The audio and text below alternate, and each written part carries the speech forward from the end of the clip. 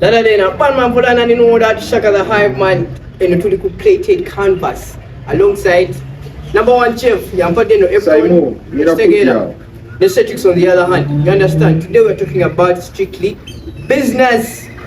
Fire away, shuffle, fire away. Yeah. New scene, new scenery to one of plated canvas. Bakalavie. New business contact together with Claret Asher. Lunguja, Claret Asher is the owner of the business vegeta plated canvas. Find the QR code. Mujirabi. This is very dangerous. What's the offer today? The offer today on every Thursday is buy one get one free. Pizza. Pizza Lusania what? What is that? Pizza. I tell Lusania tekuliko.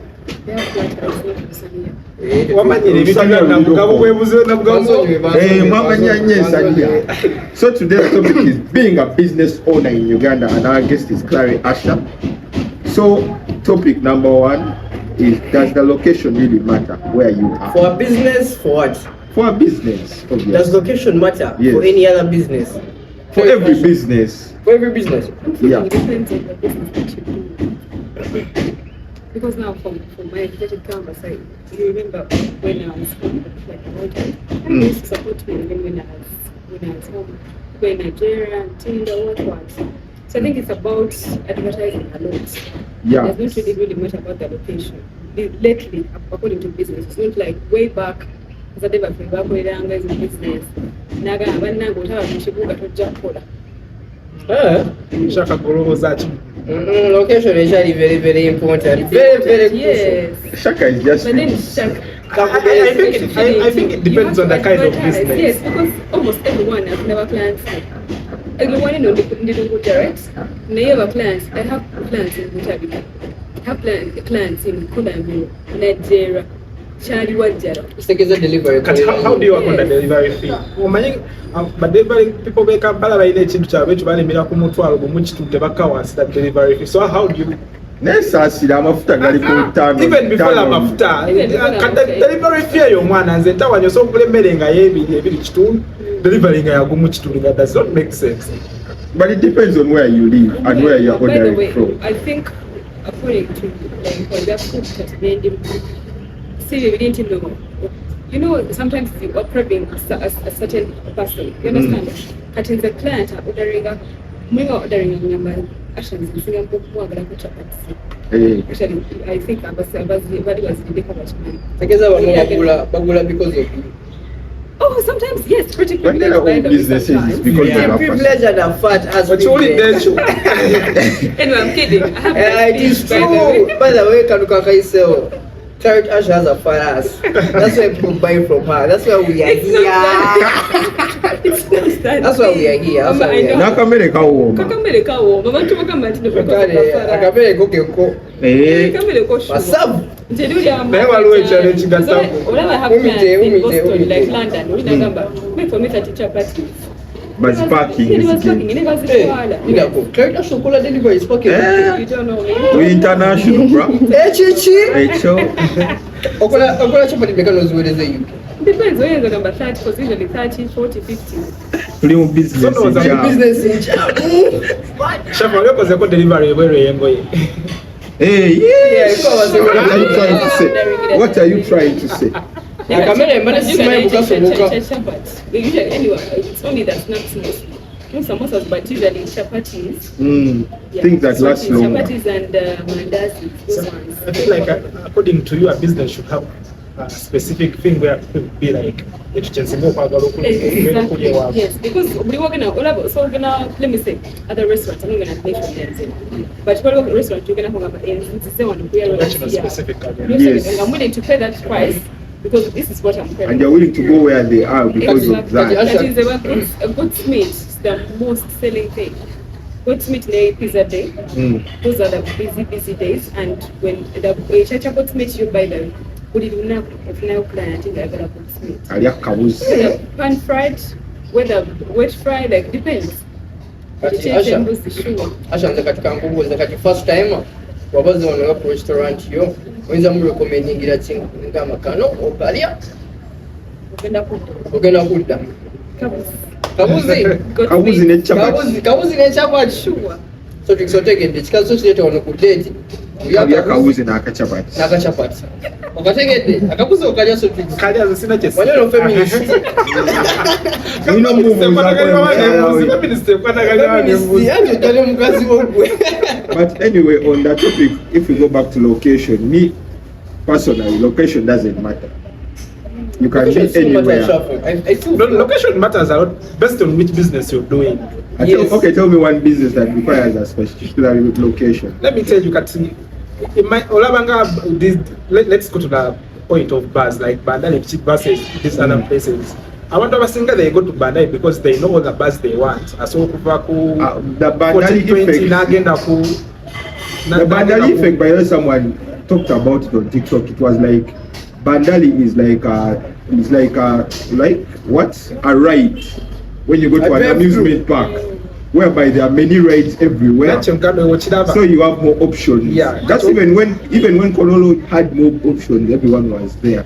Kati, It's only twin location. But when it comes to business, where there is competition, that is where business is. Yeah, that's where business is. But it's not at the some point. point, Go and go to them. The next person, the next shop, that does mean that the business works. Check is booming. Yeah, because we are going to put our name. We didn't go to shut your white and we're not shut your white and like the design. Mberenga sile ngudi zile wanene kutisha what daje nene ngati design yayo. So buli omwa abapo. Yes, buli omwa abapo. Banga nizo kutwala yono ate no kuna client unanga ate ku design kweli kwa fida. Then aliye wakana yaba akola. Home business online. Obuzo just botufuna. That all comes back to the advertising. Yes. Obuzo botufuna bananyini bizimbe kama lokuwa location ate nga kizimbe kitetoiri bajjako. Oboka tege. Ate nga nero yagalo oteke mu kalangu. Mu business eyo ate nga nanyi kizimbe tadinde mu kalango mu kizimbe kye. Kikola sense. So bananyini bizimbe bakubogula. Bananyini bizimbe bakubogula ku bizimbe byabwe nga mu wakola. Would you recommend omuntu in online business to get a physical location? Waba ine mali. It's very important. Waba ine mali It's afuna. actually very important. It's very important. Actually, let me give an example to myself. In nalinga flower clients, yeah? They like my food, yes. But then again, when they want to give you big business, you don't have a location, you don't have to laugh. We're going to move to them and say, so never with any location, they actually kind of take you serious. Do you know what I'm dealing with? Actually, a right person. In case things mess up, I know where to find this person. You understand? Never really work up. So why you're not? Where your business is. So, kati business longevity yawe giramu lwa. Business. Chechileta business okuwanga bazogikola. Kati Location oba kalango ko I think it's service. Mulimu ebi service, customer care, even the food you when it comes to our business, like the food, I know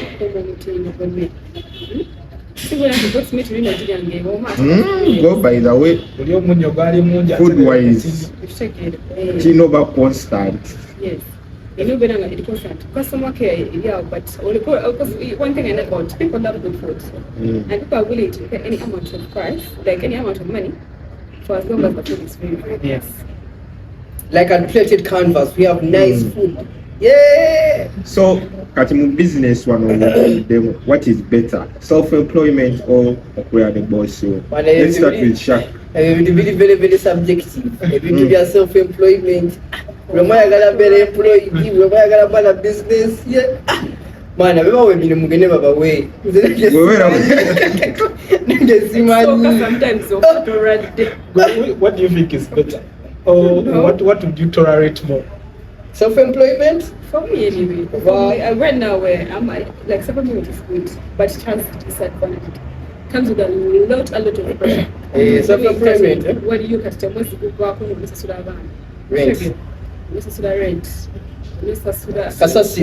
Like a lot of things. Bills again and of course you have to pay all that. But for me, I think if I'm really given an option, if I number between self-employment and being employed,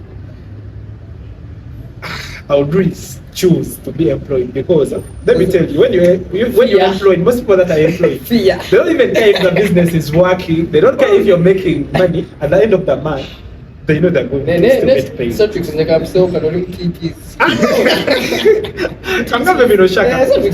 Shaka, I've spent most of my years self-employed, and I spent like years in Uganda employed. But the pressure I didn't have when I was when I was employing in China. China, at the end of the month, you're going to go. Give me what my money. Then when you're self-employed, everything is on you. The pressure you have. Yeah, because actually, these things are missing. This, madam, we got something like that. Madam, the gasket issues. Self-employed, you are the final person. What will you rent? Self-employment and I'm smiling with a lot of freedom, but there's no freedom. It's a lie. I don't have freedom to subjective. It's a company. I've never employed shop. Yeah. I have never. So it's not the best person to give a proper. Hey, go to ina gamamuti ina. I have been employed. Never yo. You want to be employed. I'm very, very specific on the things that I want. I told Dr. Malaga Ngamambu. Self-employment, your podcast because that's a Mabaga. Chano na yojika wasaganye. Plated canvas, you know, where to like a pizza. Get one, get two free. That's how life is, eh? What to read? But you can still get into another work environment. It's really hard.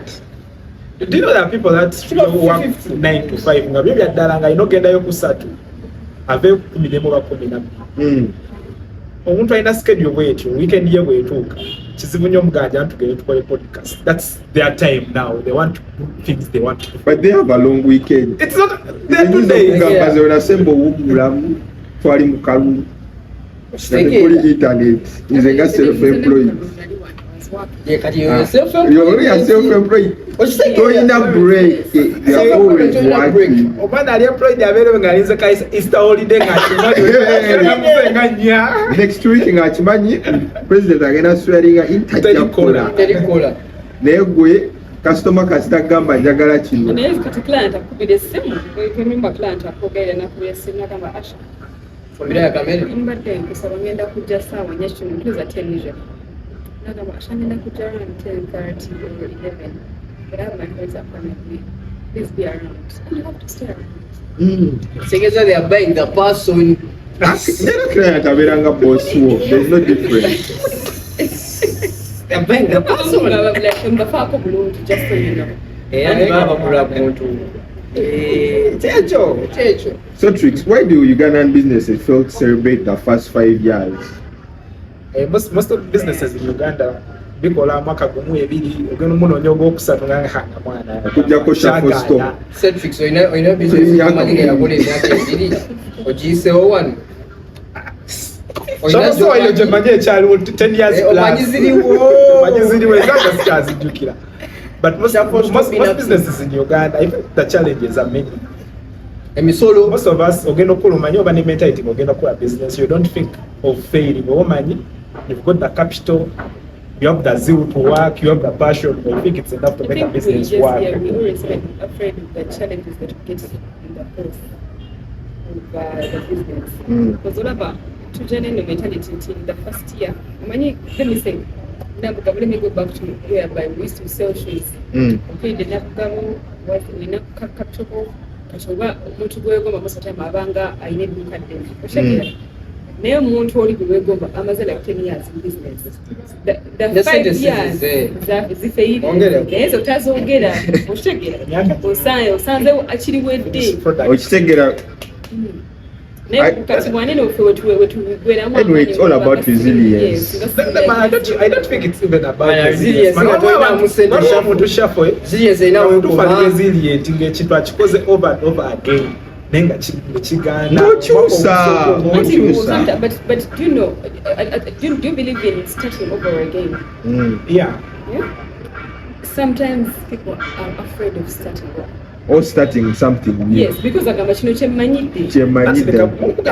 Just starting over, but you're not going to be in your house and you said, you know what, I want to start over. Starting over also requires capital to start over. That is so you true. get. But then again, But not all business require capital. Because you know, me coming with the plated canvas thing, it was after me getting situation in Nabugabo about shoes and all that. You check it. And you know what, the whole time the man is like, you check it. Just one or yes. So me starting to cook was actually not like I was really ready to do this. I was not even ready to do that. I was just posting my things, like, you know, I've cooked for my family, I've cooked for my friends. And then someone is like, and then someone orders food. And I chapati is simple as this. And how when I cook a cent, you know that. And I'm like, I think I can make this and business. Like, you can never be ready to start over. starting over.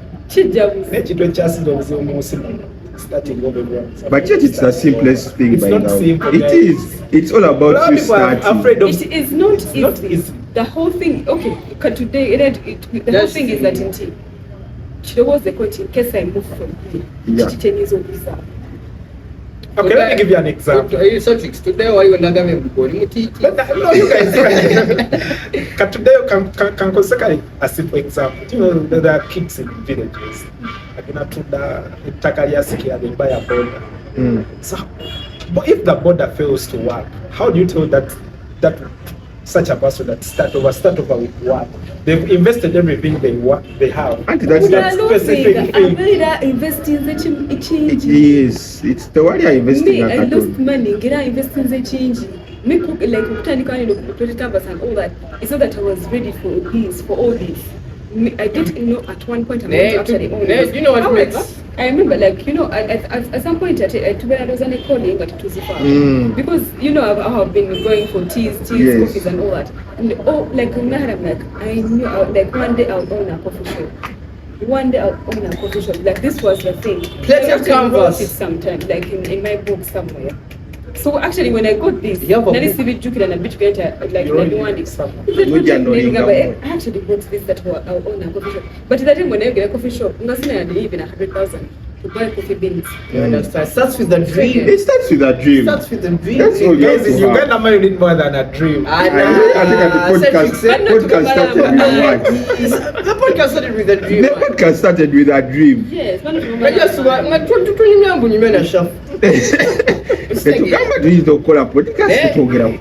just making a good entrepreneur.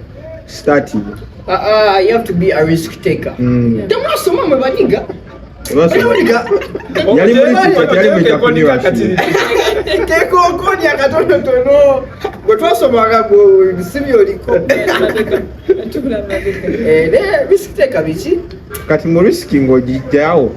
What do you recommend? Getting a loan or you pack a wizuera? Like when you're doing a business, most so your first business, like you invest in the first time. This one money? Yes, me. How would you recommend for someone to get a loan? Because the challenges in the first years of business, it's crazy. Zikuta.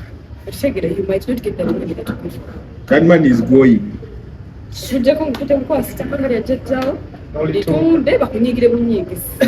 Netofuna loan. But you Japan, you know that because you are family. The problem with getting loans is also a business ngafuna loan. Business you can never wow, but you still have a loan to pay. You know disasula. Loan you can kwetira but now kati lokota challenges abantu bakoze kutumira what are challenges that business is take loan to go in every month employees about now. For me, what I know about loans are not supposed to start businesses. Loans are supposed to build businesses, to expand. Already it's there, yes. I just want to add on to what you have. Make the money. Shafa, what do you think you loan? sisobola ndi mutiitiizi. So chikisoti ofunye kuloni. Fazeze simu. Tiri kumwelea funye kuloni. Unafunye kuloni. First of all, I'm a Muslim. I'm not even allowed to get clothes. Kachaka gwali ofunye kuloni. Ziloni najivuna. Kugambe yali yamesa. Nzeli lushikiteka ndiye mtemu mze munewunyisa nzeloli najifuna kate netili. Lonyeta kirungi gwe nagifunako teyali mukambwe nnyo naye ng'akuba amasimu emirundi ena olunaku kati 4 times 7 days a week.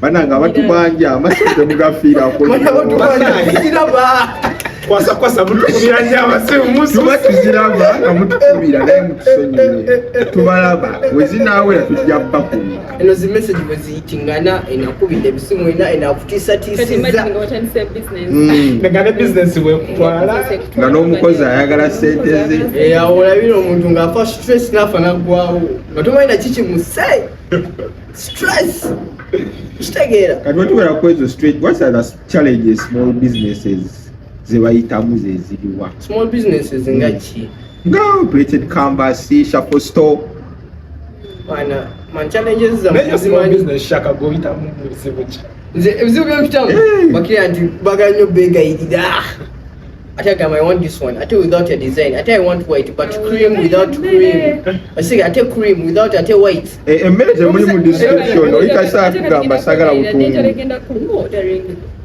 mulimu bakirayanti abazi bajja kujja gamba nze sagala omunnyo ngulina okugwongeramu nga challenges nyingi ezo afefe mungoye just omuntu agenda nalaba esaati ngeya Cetrix nagamba eno esaati ya Cetrix njagala nnyo nengako tekaliikokati bro wasofulamu eno puleyini njagala eyo ngako tekaliiko omanyi ekyo kyekitegeeza. I feel like also one of the challenges small businesses face is people that don't pay.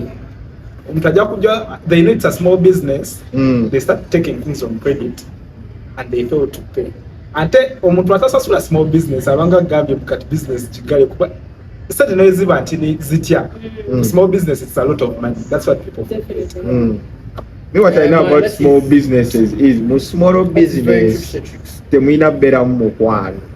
Small business or in our cash basis. So small business owners strictly cash. That thing like another thing small business making a sure wopangisa osobola rent omukola mu weekend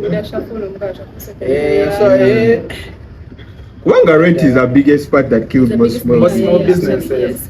There's nothing else. So rent kills small businesses. Rent kills small businesses. Tegeza bamafunye ka small business bani na okubayo na esimu ngataano ze speed dial ya Sotrix ya Claret ya Rafi ya Shuffle. Kati okimanyi kino small dial there was a year when akolako mwaka mulamba nga rent mwewola ne it all comes back to you nekikuluma. So I think whatever nga rent tomusobola mu small business biveeko so kokole ekintu ekirala okumanya rent it's a big thing. It's not because small businesses ezikola sente naye agenda ozikola ka percentage rent ebisinga gyatwala okitegeera kubanga wobibalamu bino byonna n'ogamba transport okulya ate ne n'ogattako ne rent you may end up nga you're not even working oli mu negative nga stooko gwa yasasula rent ogagawaza mugagga. So is the government doing enough to help small businesses one of Uganda? So what should the small businesses do? Tebawola kyekirala temwewola rent omusobola bamusobole kyekirala advertise a lot for small business. Advertise a lot for business. But you just got to advertise like Printed Canvas is doing right now. Advertise. Small business, yeah? Don't think that your friends are going to support you. You'll be supported. That one you will die by them. Me, I have friends that have just started supporting me. But then there is no to believe in me. Oh, I shall select me and I saw from batching. But after starting most people like to see when something has really become you know which when you're starting, don't expect anyone you know to support you. It's going to be strangers. But in It's like business, people always that are look for going to new support customers. you. Yes. Never stop looking for Ate someone. ekyewuunyisa your friends will be promising. You And go by in the a way, location, don't ajja rely so kugamba much on the ajja plan. kuteewo. Yeah. Naye naye wajja agenda kugamba shafunawo Ate bannaye, ate n'obuzibu our friends in these small businesses. Mundu ajja kuba akimanyi business is starting naye nga yasinga okwagala discount. okitegeera Tobanyongera. aba discount tubagambye buno temusa neze kampolereza abafenzi bafaamu nze kampolereza shaka bino binagamba ze sikuza gakyali why Ojja kutereka basi oyagala mmere yakusalirako. Don't do that shit. netusalako wano oba osazewo Omuwagira ate tobanga gwoyambye obuyambi. Tulya bya bbeeyi kale bye ebya license olina eby'ekitundu tukuwa ebyo kaka akabuzi n'ennyama ne capati ng'okufiirawo awo oba tosobola t-shirt guleyo kofiira ya mitwalo ebiri And n'oba zange toguze zakyesatu n'oba toguze as a friend, there are so many ways to support your friends' businesses. You don't have to come to buy. You can repost, you can do anything else. You can recommend. abakyali baffe bo balaba obuntu bwaffe mulaba omuntu bwaffe temulayikinga temushyayibalabanga kuliko ogwamanyi temusa ono mumanyi takawana budde wetuli kikuba temutusaba vidiyo aslidinga buslaidizi tubalaba naye wetuli kikuba basange netuyitawo buyisi kale tetujja gaba interview yawe Bukolimi kati. afe tugenda kukolima mubeeyo ne mulaba vidiyo temusaa likinga temusaa sharinga basikolinga busikolinga mangu tebakalina nakugwayo kasala bamugwamanyi naye nga wetubagambye banmanshop plated canvas yatuhostinze leero tuli wano olungujja so asha gwe nga gwe gavumenti esobola kukuyamba etya mu bizinesi ekitasoboka ekyo olaba naffe tuli wano tunoonya za social media Bilioni biliyoni musanvu tezituuka si katakisi ukolidde Naye olaba tegakukolera sabatax holiday bw'oba busoboka sente enkalo oyinza obutazifuna naye tax holiday esoboka kale wekiba kisoboka ekya taxi naye mbadde nsabayo ne kusente kasinga kwetaaga nkalu. njagala nnyo enkalu zoweziraba gavumenti esa gavumenti esa gavumenti we need money need money ne tax holiday tebakyabigula tebigula mu gaati kamba sasabayo ku sente enkalu tax holiday tugyetaagamu Bane naffe kakyalimu abagala ffe batunyigayo ke batunyigayo tetuli bulungi. ate twaliddeyo bulungi Naye nga banna naffe tuli small business gavumenti erina okunoonya engeri gyeteeka ssente mu small businesses because emirimu gyo tegikyaliyo. Yes, Tewali and a mirimu small gyonna gye business. tugenda kukola. Now everyone is having a small business somewhere. Singa bateekawo bupolices nga bambi omwana tebamwenyiga nnyo biki kyabana abatunda chains buli omu alina katunda kati. obuzibu bwe tulina gavumenti village model emanyi ya mukyalo ey'omukampala teriiwo twagala ffenna tube balunzi. twagala tugende twewole akakadde tunule embuzi obuzibu bwe tulina wano e Kampala afuna dole afunira mu ddo ebintu ebitugula bye bimu nange afunira mu shiri okitegeera tewaliwo bwenkanya oli afunira mu ddo mu mukolera akatale ke nga mumuserere eyo omucungwa agulenga kizike embeere nogulenga kabiri oba lwasa kati kuli musolo ate kuli musolo batakisinga bali abagaga naye wano abagaga bameka batakisinga kuba kugundi agenda kujja nti you know that these bagaga that are going to come nga yeeyisa kyavu kuvuga ka probox oba ka anedda wano sebo gavumenti yaffe y'amaanyi sure gavumenti yaffe mugizolera omugagge mumanyi ase tusikuba oyinayo sente Bamanyi. bakumanyi bro awo batweka mu mufaliso sente kyembuuza even these small businesses zino ezibadde ku street I don't know how those guys are going to be under the guitar bagobye ku street where they are going to go how they are even surviving ekabire gavumenti ate mwe bashaka ab'omubizibu mbadde mbagamba abantu babajje ku how are you being affected by people on the street? ate nga bakyayambuka waggulu nati mwagamba you are affected business zammwe zaite abandi bazigana zitotambula ati nga abaniga bakyayambuka waggulu nga bagulako abo abali wansi like the prices are not the same.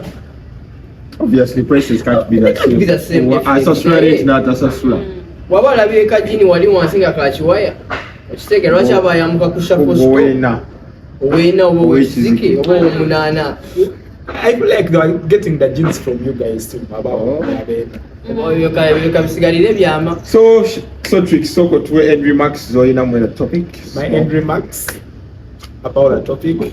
First of all, guys, they said that sovereignty bill fena tugenda kubona wana wetu tuse. What was amendment? Nala ya guy yayise. But this is not even bakoza amendment. Munyinyonyo sovereignty bill Bya ile kirozo. Sovereignty bill mbera mwaga tujogereko. But mention it in the comments. Is the next topic to judge. In my closing remarks, if you have a dream, if you have your small business you want to start, doesn't matter how small you start, just start, because the beginning is the hardest. Una college point in soccer, una recording a video soccer, una tunda play chemele soccer, you never know where you will go. Actually, I still know my first customer who believed in me. We shout out. K-Man. Hey, K-Man. yeah, Yes, K-Man. it was K-Man. He believed in me and he told me, you know what, Asha, you can do this. K-Man go work hard. I'm supporting them in the support. Shout out K-Man Collection. K-Man Collections, what you call baddest. Shout out. Mr. K-Man nange mumanya aika marketing bulungi because I know K-Man. Because never client abajide K-Man branch. Yes, abajide tapping ku mmere yange. Asha yajina number yi. Banapenda twebaza our subscribers, our first subscribers that we have it. For subscriber yani. Nyama. Oh, he's okay, man. Udako shafu. Betu ino kwewala na. Ze yasoka nekudako shafu, nekusandoko Celtics, nekudako Rafi. Nekudako bandera ya yaliwa kumeka ndera. Ndera yalinga wakumeka Jabba. Nega shout out to Nera tasobodde kubeerawo leero but we love her so much. Thank you for hosting us today. Quick reminder, this is Plated Canvas tuli wano Lunguja. Okitegeera. Okiro wa second. Okiro wano wa second. Okitegeera kafo kalungi ndoza scenario emabega mugiraba. Tubawadde ka sunsets. Tubawadde sunset. Episode kano. Ka sunset episode from Gachari Malaga. Dada Deni. Umazina. Ate tunamala badde bagera twekira kapizza. Kapizza kaisewo. Kapizza bannange. Buy one get one. Buli bubiri Thursday. Just for them to kumpi maliza nga twagala balanga. Every Thursday. Ndio mtu gamba temubeera na byakunywa, temubeera na byakunywa. Tukolimye lero shafo. Tukolimye. Bana kolimye na like. Baleka pizza. Chef Shaka yabikoze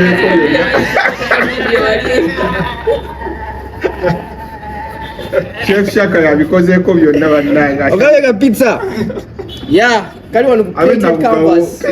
Temulowooza pizza eri mu bifo bingi. Abenda bugabo pizza bagitya naye tugenda gibatuusaako. Efa Jobbalaga.